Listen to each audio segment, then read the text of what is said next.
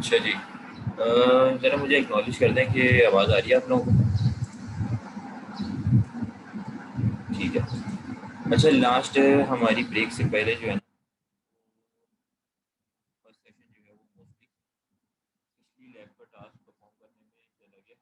तो अभी हम स्टार्ट कर रहे हैं लैब नंबर 6। सही है। थोड़ी सी स्टार्ट कर भी ली थी, लेकिन जो स्टूडेंट्स नहीं थे तो वो भी देख लें दोबारा से। यहाँ से हम स्टार्ट कर रहे हैं इसको। तो लैब नंबर 6 क्या कह रही है आपको कि भाई यहाँ पर DUP ऑपरेटर हम इस्तेमाल कर रहे होंगे। किस चीज़ के लिए, जिनको लास्ट सेशन में नहीं भी समझ आई थी तो वो भी देख लें। ठीक है। DUP ऑपरेटर बेसिकली यूज़ हो रहा है हमारे पास डुप्लीकेट करने के लिए। और इसके अलावा हम क्या पढ़ रहे होंगे, एरेज इन असेंबली लैंग्वेज। बेसिकली एरेज क्या होते हैं, ठीक है। और लास्ट लैब में भी पिछले सेशन में भी एक स्टूडेंट ने आंसर किया, भाई एरेज ये होते हैं कि जो आपके पास मल्टीपल वैल्यूज़ को स्टोर करेंगे एक ही वेरिएबल के अंदर। ठीक है। मल्टीपल वैल्यूज़ को, और तमाम का डेटा टाइप सेम होनी चाहिए। तो बिल्कुल सही था। एरे ऐसे ही हमारे पास यही फंक्शनैलिटी प्रोवाइड करता है। तो अभी हम इसको स्टार्ट करते हैं।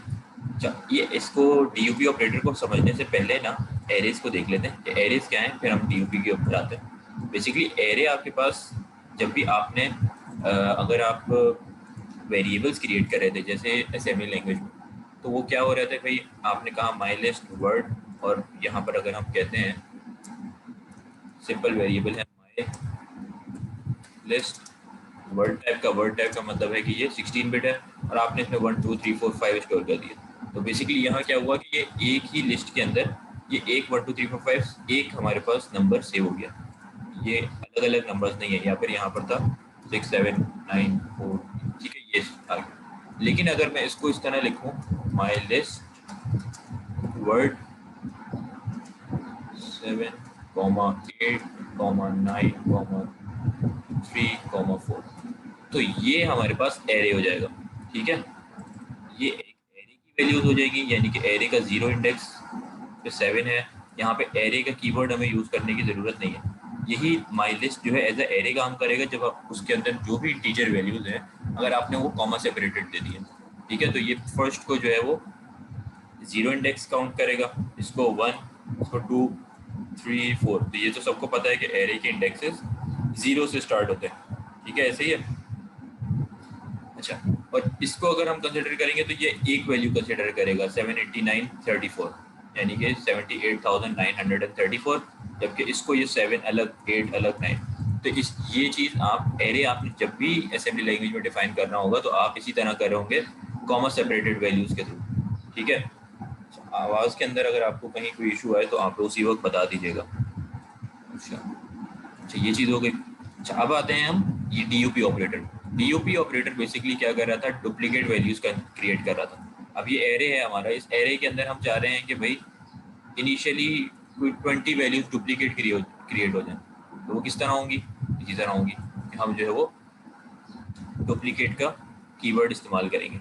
इसको यूज़ करने का तरीका क्या है, यहाँ पे आपने लिखा जैसे ये है, तो हम कॉपी कर लेते हैं,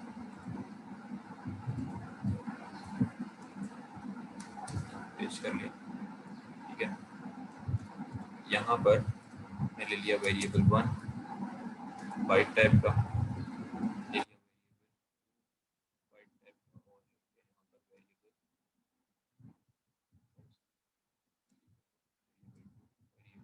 3। ठीक है। ये होगा क्या, ये बेसिकली एरे के आपके पास जिस तरह इंडेक्सेस होते हैं, अब ये बाइट एक बाइट का नहीं होगा। जब आपने इसको कह दिया, क्या करेगा, 20 बाइट्स क्रिएट कर देगा। फर्स्ट बाइट के अंदर 0, सेकंड बाइट्स के अंदर 0, इस तरीके से 20 बाइट्स तमाम क्या होंगी, इक्वल्स टू 0। ठीक है। इसको आपने जब चेक करना होगा तो वो आपको करना पड़ेगा लूप के थ्रू, वो भी अभी हम इसी लैब के अंदर देखेंगे किस तरह। अगर आपने 0 से इनिशियलाइज करनी है 20 बाइट्स को तो किस तरह करेंगे, वेरिएबल 1 बाइट टाइप का, कितनी करनी है 20 डुप्लीकेट, और क्या उसमें स्टोर होना चाहिए 0। ठीक है। तो ये 0 0 0 20 टाइम्स स्टोर कर दें। इनिशियलाइज रखना है तो आप और 20 रखना है 20 रख दें, 30 रखते हैं तो 30 टाइम्स आ जाएगा। अभी इसको हम करके देखते हैं। वेरिएबल 3 के अंदर आप देखें बाइट टाइप का 4 टाइम्स क्या कर दो भाई, पहली बाइट के अंदर स्टैक, सेकंड बाइट के अंदर स्टैक, थर्ड के अंदर स्टैक, फोर्थ के अंदर स्टैक। सही है, तो ये 4 टाइम्स स्टैक। अब अगर पहले हम इसको देखते हैं,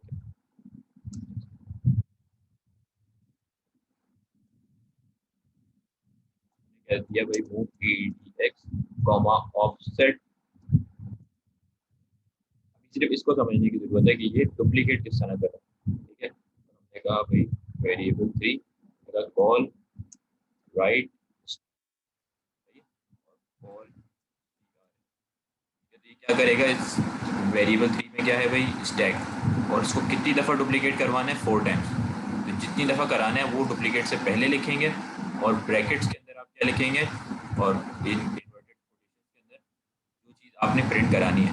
ठीक है, हाँ वो अभी मैं करके बता दूँ।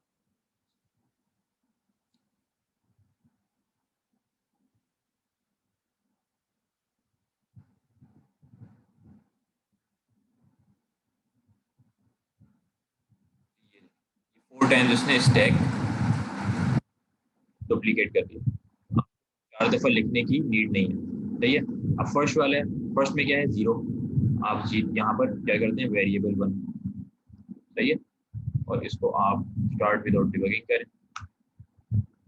ये देखिए इसने कितना किया, कितनी दफ़ा है 20 टाइम, 20 टाइम्स इसने आपको जीरोस को डुप्लीकेट कर दिया। यहीं पे आप वैल्यू कोई और रख दें, आप रखते हैं भाई 20 रखते हैं, इसने 20 टाइम्स 20 को डुप्लीकेट कर दिया। सही है, तो ये डुप्लीकेट, बेसिकली डुप्लीकेट आपको समझने की जरूरत है, डुप्लीकेट क्या करता है और इसका सिंटेक्स क्या है, ये आपको याद रखने की जरूरत है, और यही इसी तरीके से इसका यूजेज भी होगा। ठीक है,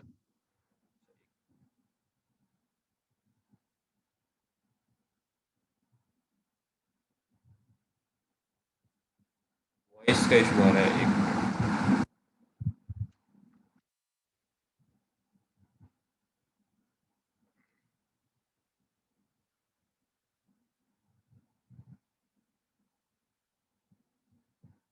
अभी वॉइस ठीक आ रही है आपको?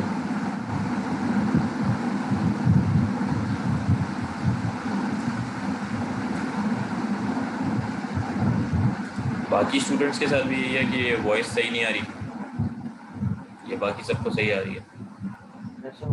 सर शोर आ रहा है।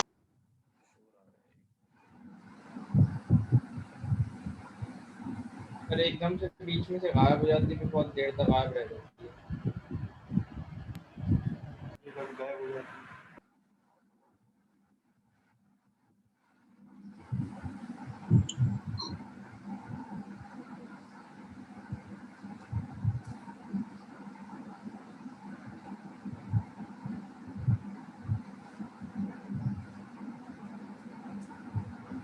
मैं चेक कर लेता हूँ माइक्रोफोन।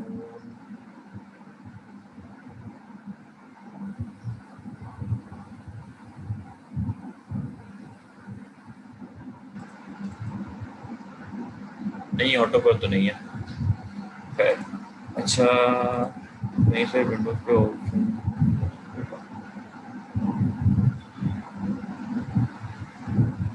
अच्छा ऐसा है क्या, सेकंड देख लेते हैं। चलो इसको फिर, अभी तो सही आ रही है ना आप लोगों को ऑडियो?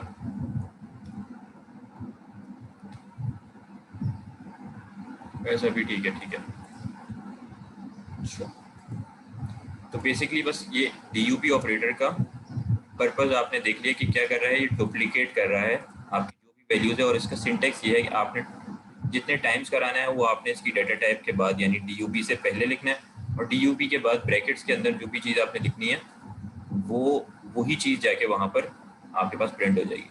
सही है, सर एक या फिर बात सेव बताएं, हो जाएगी कोई जी। और सर एक बात बताएं, कोई और डाटा टाइप्स के अंदर डुप्लीकेट कर सकता है? जैसे आपने अभी तो सिर्फ बाइट की एग्जांपल दी है। हाँ हाँ, बिल्कुल ऐसे ही है।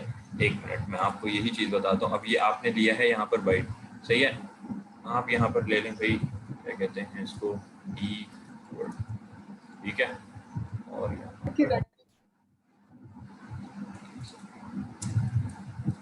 अच्छा बेसिकली यहाँ अगर जैसे अनइनिशियलाइज्ड वैल्यू है, ठीक है, ये तो अनइनिशियलाइज्ड है, तो यहाँ पर तो आप ले सकते हैं, आपने ले लिया डी वर्ड ले लिया, ठीक है। या फिर आप कोई एरे इनिशियलाइज करवा रहे हैं तो आपने उसकी डिफरेंट डेटा टाइप, लेकिन जब आप स्ट्रिंग करा रहे होंगे तो स्ट्रिंग में आप बाइट ही ले लें, ठीक है। जब स्ट्रिंग कर रहे हो तो आप बाइट ले लें, बाकी आप ये इसको डी वर्ड ले लें। इसमें देख लें आप कोई इसमें एरर आए वो नहीं आएगा,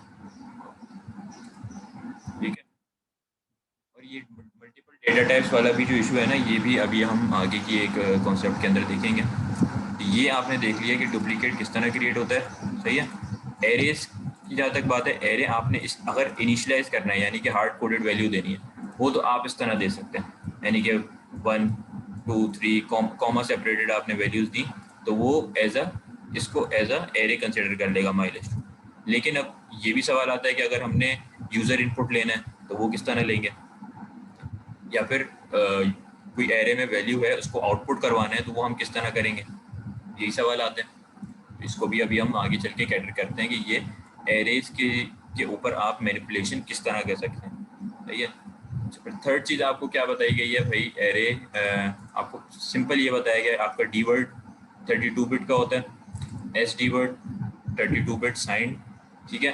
तो ये इसके अंदर अगर आपने एलोकेशन करनी है एरे की तो आप इस तरह करेंगे भाई, the D word define double word and sign D word directive allocate storage for 1 और मोर 32 बिट, ठीक है। ये तो एक कॉमन, ये आपको सिर्फ यहाँ पर रिवाइज कराया हुआ है कि भाई डी वर्ड ये अनसाइंड वैल्यू होती है हाईएस्ट और ये लोएस्ट होती है, ठीक है।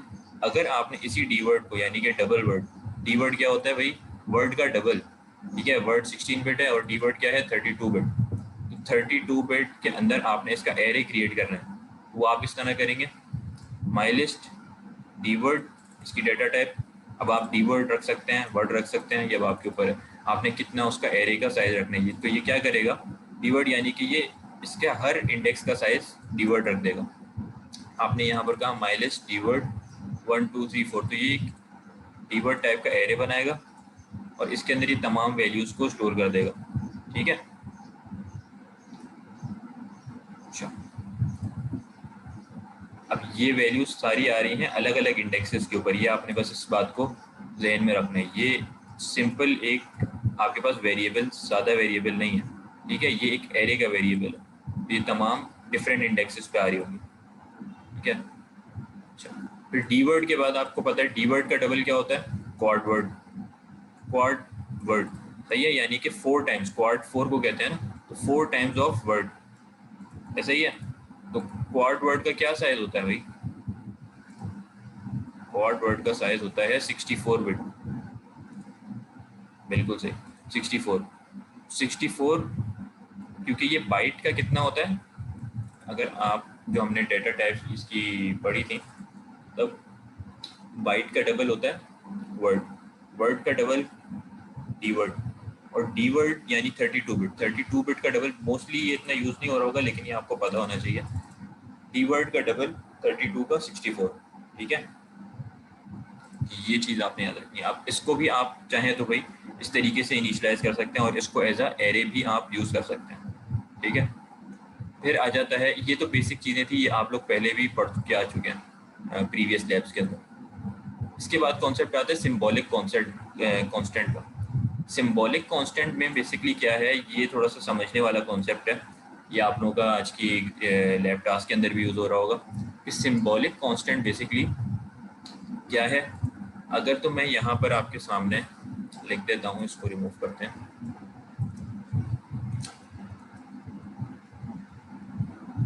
ABC इक्वल्स 10, तो क्या ये चीज़ पॉसिबल है कि ABC कोई एक वेरिएबल बन जाए और उसके अंदर 10 चला जाए। अभी तक हमने इस तरह का इंस्ट्रक्शन नहीं पढ़ा।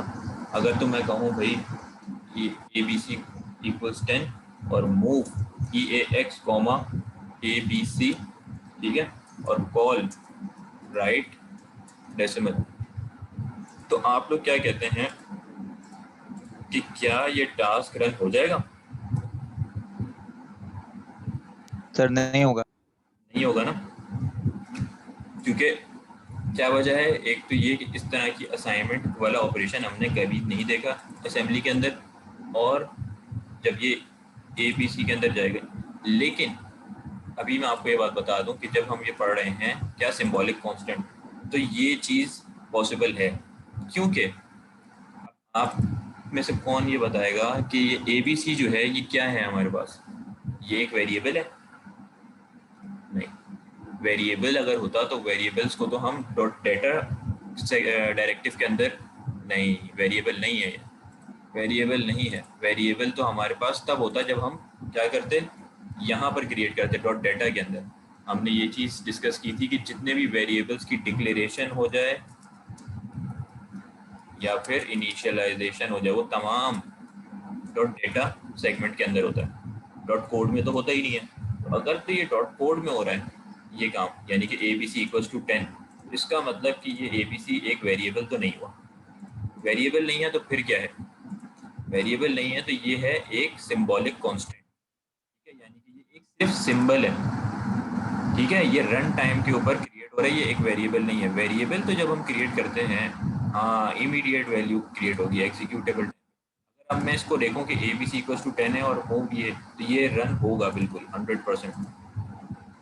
ये देखिए, ये हमारे पास क्या वैल्यू दिखा दी इसने, 10, ये रन होगा, सही है। कैसे हो रहा है? क्योंकि ये एक वेरिएबल नहीं है। वेरिएबल तो वैसे भी जब हम क्रिएट करते हैं तो उसकी कोई मेमोरी होती है, उसमें हम कोई मेमोरी असाइन करते हैं, यानी कि हमारे असेंबली लैंग्वेज के प्रोग्राम उसको एक अपनी मेमोरी, हमारा प्रोजेक्ट एक मेमोरी एलोकेट कर देता है कि अब ये इसकी मेमोरी है, ठीक है। यानी ABC उसको बाइट टाइप का रखा, ठीक है, इनिशियलाइज रखा या फिर उसमें 10 रख दिया, इसकी कोई मेमोरी, इसकी कोई मेमोरी ये ऑक्यूपाई नहीं कर रहा होता, ये रन टाइम के ऊपर ही रन कर रहा होता है, ठीक है। ये रजिस्टर्स की बेसिस के ऊपर कर रहा होता है।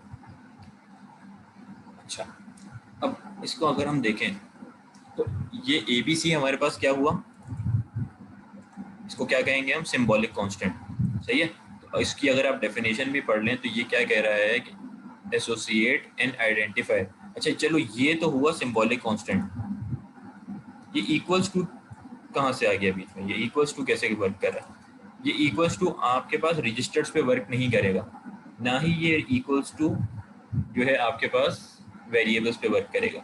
ये सिर्फ वर्क करता है इमीडिएट असाइनमेंट के ऊपर, यानी कि जब आपने क्या करना है, सिंबॉलिक कांस्टेंट यानी कि एक सिंबल का इस्तेमाल करें।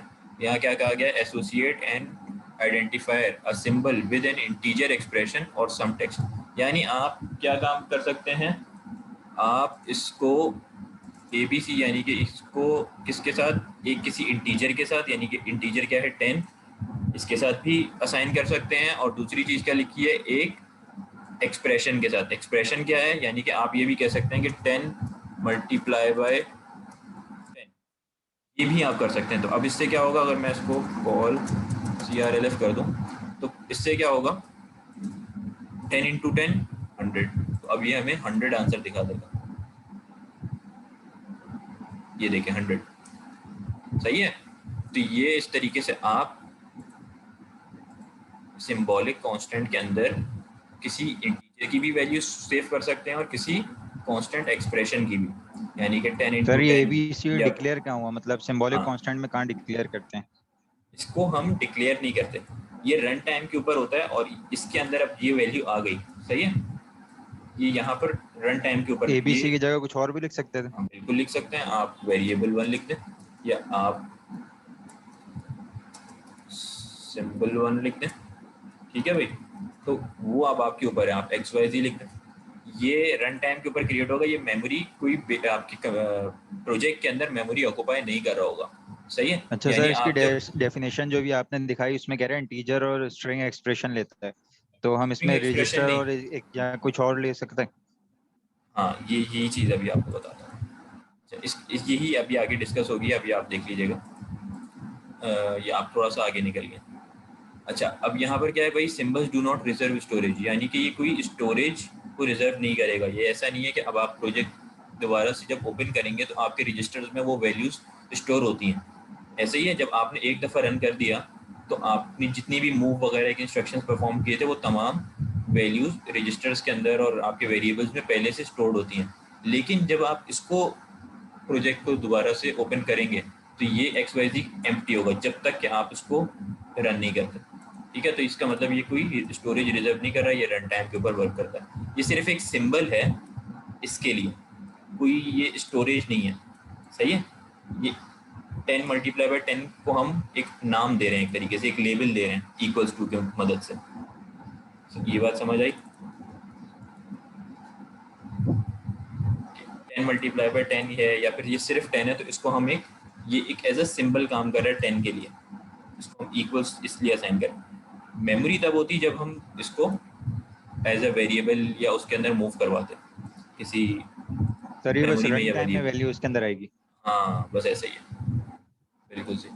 तो ये बजाय यहाँ पर हमें 10 देने के, हमने क्या कर दिया, इस 10 को एक नाम दे दिया XYZ, यानी कि यहाँ पर ये सिंबल का वाला काम करे, ये एक सिंबल बन गया।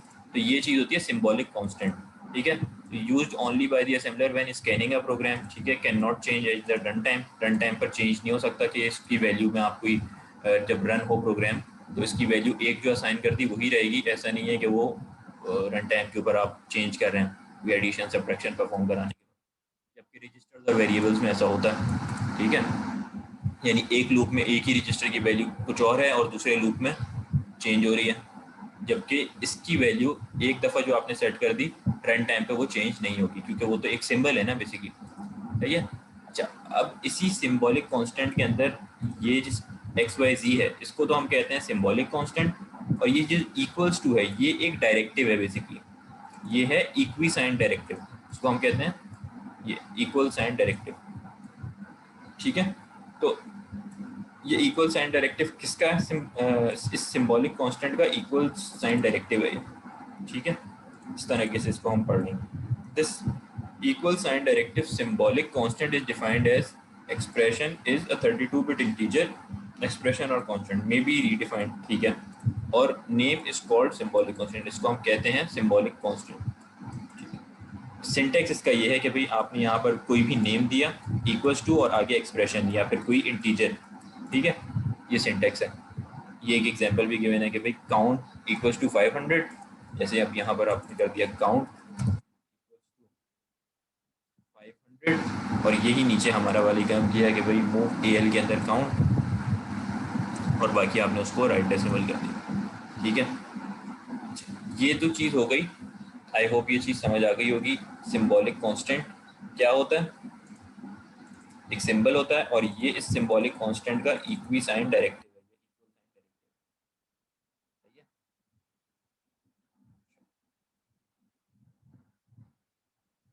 अब एक और चीज़ आती है, वो है calculating the size of an array. यानी अब एक और डायरेक्टिव की बात हो रही है, ये इक्वी साइन डायरेक्टिव हो गया ना, अब हमारे पास एक और डायरेक्टिव आएगा, ये आएगा डॉलर का, ठीक है। तो यहाँ पर पूछा, ये कहा गया है calculating the size of array and strings, सही है। अच्छा, तो यहाँ पर क्या है, आप जो भी एरे यहाँ पर क्रिएट किया था, एरे ऑफ डबल वर्ड्स था या फिर ये एरे ऑफ वर्ड था, तो इसके आपने साइज कैलकुलेट करना है। यानी इसकी लेंथ क्या है, इसकी लेंथ है 5, ऐसा ही है, या इसका साइज है 5, तो वो आप इस तरह कैलकुलेट करते हैं। यहाँ पर बताया गया सर ये जो आपको, कांस्टेंट बनाए थे इसका साइज हमने क्या रखा था? नहीं कांस्टेंट इसका तो साइज कुछ भी नहीं होगा। ये जो आपके पास ये है ना, क्या कहते हैं, वेरिएबल, वेरिएबल कह रहा हूँ उसको, सिंबॉलिक कांस्टेंट। Symbolic constant. हाँ, इसका साइज आप नहीं सेट करते, इसमें आप कोई भी, इसके अंदर आप कोई वैल्यू स्टोर नहीं, ये कंटेनर नहीं है, ये सिर्फ एक लेबल है एक तरीके से। इस 500 को एक लेबल दिया हुआ है, यानी इसका उसका एड्रेस यानी क्या बता रहा है? हाँ हाँ बिल्कुल, ये सिर्फ इस 500 को पॉइंट कर रहा है एक तरीके से, सही है। इस 500 वैल्यू को, ये कहीं 500 इस काउंट में जाके स्टोर नहीं हो रही, सही है। ये कोड के अंदर सिर्फ आपके मेन प्रोसीजर में रन होगी। अगर आपके पास कोई स्टोर वैल्यू हो रही होती तो आप ये डॉट डेटा के अंदर कर दें। यहाँ पर डॉट कोड में हमने कहा, क्या कहा था, ये एग्जीक्यूटेबल प्रोग्राम्स रन होते हैं। तो ये एक एग्जीक्यूटेबल प्रोग्राम है, यानी सिर्फ एग्जीक्यूशन टाइम पे ये क्या करेगा, 500 को एक नाम दे देगा काउंट का, या कोई भी आप किसी भी इंटीजर को या किसी भी एक्सप्रेशन को नाम दे देगा काउंट का, या जो भी आप नाम देना चाह रहे हैं, और वो काउंट आप यहाँ पर कर सकते हैं। भाई आपने कह दिया भाई काउंट, तो ये काउंट क्या करेगा, इसको पॉइंट करेगा। इस काउंट के अंदर ये वैल्यू स्टोर्ड नहीं है, ये इस 500 को पॉइंट कर रहा होगा, सही है। अच्छा, अब आ जाते हैं, हाँ, अब एरेज की जहाँ तक बात हुई है, तो एरेज के अंदर इसका कोई ना कोई साइज है। जब आप एरे के ऊपर डिफरेंट मैनिपुलेशंस करते हैं, प्रोग्राम रन करते हैं, तो आपको उसका साइज मालूम होना चाहिए, यानी कि इसका एंडिंग पॉइंट क्या है, स्टार्टिंग एंडिंग माइनस स्टार्टिंग करेंगे तो आपके पास साइज आता है ना, जब आप पिछली डिफरेंट और प्रोग्रामिंग लैंग्वेजेस में भी करते थे। तो यहाँ पर असेंबली लैंग्वेज में आप किस तरीके से इसका साइज कैलकुलेट करते हैं, उसका तरीक़ेकार ये है, यहाँ पर लिखा भी है calculating the size of a byte array. अगर तो आप बाइट का साइज मालूम कर रहे हैं, आप क्या करेंगे,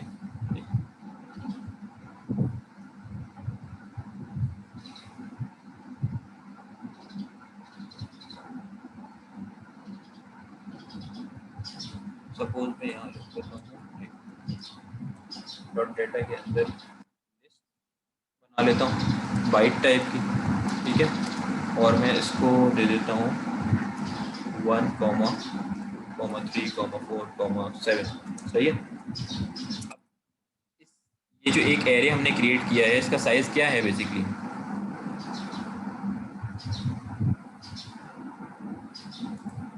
इसका साइज 5 है ना, यानी इसमें 5 वेरिएबल 5 इंटीजर्स स्टोर हैं, 1 2 3 4 5, 5 इसकी लेंथ है, लेंथ कह लें या उसका, हाँ लेंथ कह लें आप इसको, तो इसकी लेंथ क्या है 5 है। तो ये आप इसकी लेंथ किस तरह मालूम करते हैं असेंबली के अंदर। अभी ये तो हमने वैसे कैलकुलेट कर ली, अगर मैं कहूँ कि मुझे इस लिस्ट की या किसी भी और लिस्ट की या किसी एरे की लेंथ मालूम करनी है, तो हम किस तरह करेंगे, हाँ साइज बिल्कुल सही। या नून अहमद आप लग रहा है पहले पढ़ के आ चुके हैं। तो इसकी जो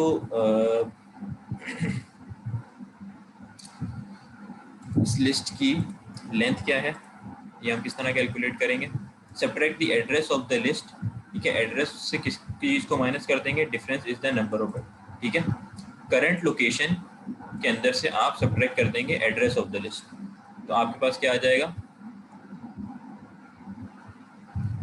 लेंथ। इस तरह डॉलर बेसिकली जो साइन है, ये डॉलर भी एक डायरेक्टिव है, जैसे हमने इक्वी साइन डायरेक्टिव में क्या किया, इक्वल साइन जो था ये हमारे पास एक डायरेक्टिव था, इसी तरीके से ये डॉलर भी एक डायरेक्टिव है, जो हमारे पास क्या चीज़ प्रोवाइड करता है, हमें क्या चीज़ प्रोवाइड करता है, करंट लोकेशन काउंटर, यानी कि ये करंट लोकेशन जो भी आपकी एरे की होती है उसको आइडेंटिफाई करता है, ठीक है। तो अब इसका ये एक आपके पास एक तरीके, अच्छा इसके अलावा नेक्स्ट लैब जो हमारी लैब है उसके अंदर हम लेंथ किस तरह कैलकुलेट करते हैं उसका एक आसान तरीका भी देख लेंगे। ये वो तरीका है कि जो मैनुअल तरीका है, इसका एक ऑटोमेटिक तरीका भी क्रिएट हुआ हुआ है, यानी कि इसके लिए एक फंक्शन भी क्रिएट किया हुआ है लेंथ का। लेकिन मैनुअल तरीका क्या है इसको फाइंड करने का, कि आप क्या करें, सब्ट्रैक्ट कर दें करंट लोकेशन में से एड्रेस ऑफ द लिस्ट, ठीक है। ये किस तरह करेंगे, अब जैसे ये लिस्ट क्रिएट की है, तो लिस्ट के फौरी बाद आप क्या करें, आपने कोई वेरिएबल क्रिएट किया, लिस्ट साइज इक्वल्स ये इक्वी साइन डायरेक्टिव। अब इस वाली इसके अंदर दो हमारे पास डायरेक्टिव यूज हो रहे हैं, एक इक्वी साइन और एक डॉलर, ठीक है। तो डॉलर क्या करता है, हमारे पास करंट लोकेशन लाता है, ठीक है। करंट लोकेशन में से आप क्या माइनस कर दें, लिस्ट के एड्रेस को, यानी कि ये लिस्ट है ना, इसको माइनस कर दें, तो आपके पास क्या आ जाता है, बेसिकली इसकी लेंथ, ठीक है। तो मल्टीपल एड्रेसेस हैं, ठीक है, एड्रेसेस में आपकी किसी मेमोरी एड्रेस के ऊपर ये लिस्ट की ये लिस्ट पड़ी हुई है, ठीक है। अब ये जो लिस्ट पड़ी हुई है ये इसमें से क्या माइनस कर देगा, करंट लोकेशन, यानी कि इसकी अगर करंट लोकेशन यहाँ पर है, स्टार्टिंग यहाँ पर, इसको माइनस कर देगा, तो क्या सिर्फ ये बच जाएगा, तो ये इसका क्या आ जाएगा हमारे पास साइज, तो कि क्या होगा, वो 1 से स्टार्ट होगा, 1 2 3 4, सही है। तो ये इसको आप मैनुअली अगर आपने करना है तो आप क्या करेंगे, डॉलर माइनस लिस्ट से, यानी अगर मैं यहाँ कह देता हूँ सपोज साइज ऑफ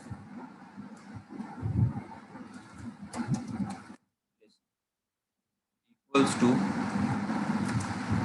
क्या करना था हमने, डॉलर माइनस लिस्ट। अब डॉलर माइनस लिस्ट कर रहे हैं, अब चाहे तो आपने अगर यहाँ एरे 1 नाम दिया तो आप डॉलर माइनस एरे 1 कर देते, नेम आपने कुछ भी रखा बस उसमें से आपने माइनस करना है, ठीक है।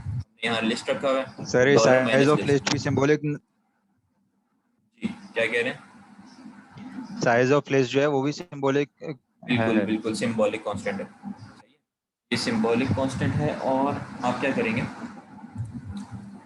यहाँ पर, क्या किया आपने कि ये इसको माइनस किया और साइज ऑफ लिस्ट में स्टोर कर दिया। अब आप यहाँ पर क्या करें, अच्छा ये काम आप बाद में भी नीचे भी कर सकते हैं चाहे तो, मेन प्रोसीजर मैंने यहाँ किया। आपने क्या किया, मूव EX, अब इसकी वजह से साइज क्या है 5, 1 2 3 4 5, ये 5 जाके कहाँ स्टोर हो गया इसका साइज, साइज ऑफ लिस्ट में। मैंने कहा move EX comma size of list, ठीक है, और कॉल राइट इंटीजर, ठीक है, और कॉल वेट MSG, ठीक है, ताकि ये यहाँ पर वेट करे। तो ये 5 है।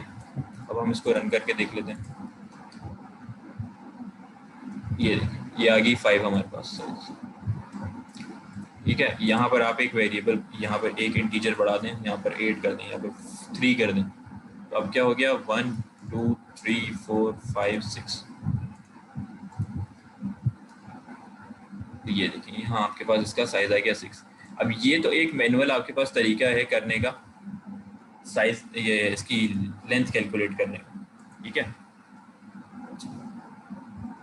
इसका एक ऑटोमेटिक तरीका भी है, वो हम नेक्स्ट लैब के अंदर पढ़ होंगे कि वो किस तरीके से ऑटोमेटिक आपके पास लेंथ कैलकुलेट हो जाएगी या साइज कैलकुलेट हो जाएगा। लेकिन वैसे लेंथ, अच्छा ये लेंथ, और अभी बीच में किसी स्टूडेंट ने कहा था कि ये सर साइज नहीं है ये लेंथ है, तो ये आई थिंक इन्होंने पहले पढ़ा है, तो ये इनको पता है ये बात कि साइज और लेंथ में भी हमारे पास डिफरेंस है। वो भी हम नेक्स्ट लैब के अंदर कवर कर रहे होंगे कि क्या डिफरेंस है साइज में और लेंथ में। तो बस आपने एरे की अगर लेंथ कैलकुलेट करनी है तो आप डॉलर माइनस लिस्ट से कर देंगे, सही, और इस के अंदर आपने स्टोर किया और उसको आपने शो करा दिया, ठीक है। अब यही लेंथ आप और किसी भी पर्पस के लिए इस्तेमाल कर सकते हैं, ठीक है।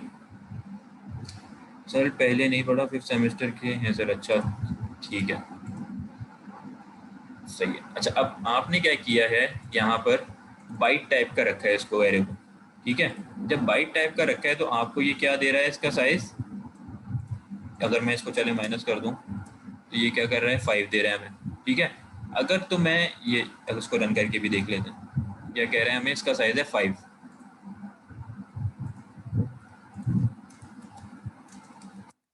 अगर मैंने इसके टाइप रखी होती वर्ड, तो अब आपको क्या लगता है अभी भी ये इसका साइज हमें 5 ही देगा?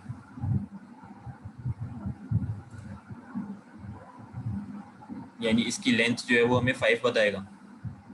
नहीं, ये इसकी लेंथ हमें 5 नहीं बताएगा, ये इसकी लेंथ हमें 5 का डबल बता देगा, यानी कि 10। ये देखिए +10। इसकी क्या वजह है, ये 10 इसने हमें क्यों बताया? 10 इसलिए बताया क्योंकि ये हमारे पास हर इसके ऊपर एक बाइट क्रिएट कर रहा था, ये अगर हम बाइट कहते हैं तो हर इसके लिए बाइट क्रिएट कर रहा था। लेकिन जब हमने इसको वर्ड कर दिया तो इसने क्या किया, उसमें 8 बिट्स और ऐड कर दी। जब 8 बिट और ऐड कर दी तो उसने साइज उसका डबल कर दिया, ठीक है, वो भी हमारे पास साइज आ रहा था। अब अगर तो हमें बाइट एरे का साइज मालूम करना है तो हम डॉलर माइनस लिस्ट करेंगे। अगर हमें वर्ड एरे का साइज मालूम करना है तो हम क्या करेंगे, डिवाइडेड बाय 2, सही है, डिवाइडेड बाय 2। हाँ नूर अहमद ने बिल्कुल सर सही इसकी बताया। डेटा टाइप कैसे निकाल सकते हैं? Data type